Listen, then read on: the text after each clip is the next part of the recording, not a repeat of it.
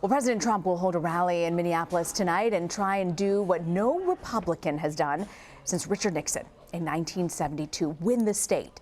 The president narrowly lost Minnesota in 2016 by under 2 percentage points, and now his campaign is serious about trying to overcome that margin in 2020. The visit, however, is not without controversy. In recent days, the president has feuded with the city's mayor over security costs. Ryan Fairchild covers politics for the Pioneer Press, and he joins me now from St. Paul, Minnesota. Hey, Ryan, thanks for joining us. Yeah, thanks for having me, Rena. You bet. So, you've done some reporting on the Trump campaign's ground game in Minnesota. What kind of investments have they made? So they've established a pretty aggressive ground game so far because they see a lot of opportunity in Minnesota, right? So the president lost Minnesota to Hillary Clinton by 1.5% in 2016, even though he made little effort to win here. He has often said that, quote, one more speech could have helped him flip the state in 2016. So this time around, they've got Minnesota as one of their top pickup targets. The Trump campaign and the Republican National Committee have had about 24 staff on the ground here since the beginning of the summer. They're working together as part of a joint re-election effort they're calling Trump Victory. So together they have trained nearly 1,000 Minnesota volunteers to help them engage Republican voters and get the word out.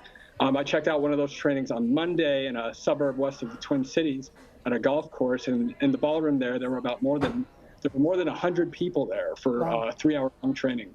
So, both Republicans and state Democrats are saying they haven't seen a Republican presidential candidate place this much focus on Minnesota in a long time. The last Republican presidential candidate to win here was Richard Nixon in 1972. Yeah, I think that, Ryan, is just so fascinating. It's been decades since a Republican has won, and the fact the president says if we just did one more speech, we could have turned this. How are Democrats in the state responding to this aggressive push by the Trump campaign?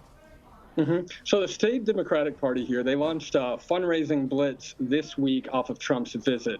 They're calling it the hashtag Money Blizzard. So they launched that, and in their announcement, they warned their supporters that the Trump campaign is staffing up in Minnesota in quote, ways we have never seen, and that they cannot keep up without some help. The Democratic Party chair, I spoke to him this week, even expressed some worry that Republicans are going to have a big head start on organizing in Minnesota by the time Democrats have picked a presidential nominee. So this is their way of trying to get some resources in place and lay out that infrastructure so that they're not falling behind. Is there a specific voter bloc that the Trump campaign thinks they can win over? So they think they can win over some Democrats in rural Minnesota. So they're looking at wavering Democrats, particularly in northern Minnesota, from a set of mining communities known as the Iron Range. Trump carried that congressional district in 2016 by a fairly large margin, and in the 2018 midterm elections, Republican Congressman Pete Stauber won election there as well. So it trended Republican even in a year when we saw, somewhat of a blue wave across the country.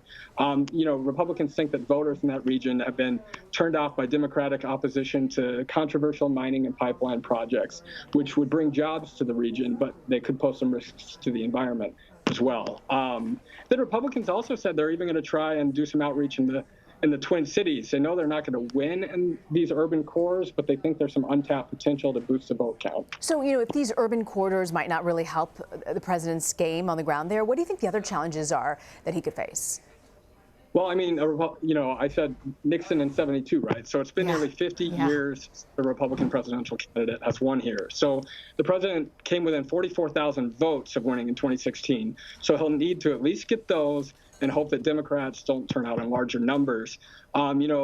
Many believe, both experts, pundits, talking heads, they believe that if he wants to do better in 2020, he's going to have a better showing in the suburbs.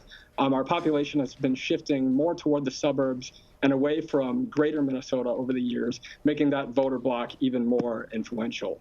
So, polls are showing, and some political experts are saying that, he hasn't made enough inroads in that area yet. So he still has a bit of work to do. And, I'm just curious what the scuttlebutt was over this whole security thing. The White House upset over, on the ground, Minnesotans not paying for security. What happened there?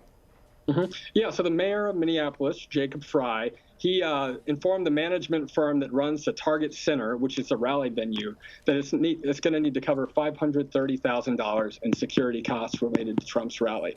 That's $400,000, I believe, for police overtime, $130,000 for public works expenses. They calculated that kind of based off the model they used for the Super Bowl when it came here in 2018, I believe, and then the Final Four that came here earlier this year. So that resulted in a bit of a politically charged standoff because the management firm then came to the Trump campaign and said, pay up, right? So, you had the Trump campaign on Twitter and publicly accusing the mayor, the Democratic mayor, of trying to silence conservative voices, and then the president himself name-calling the mayor on Twitter.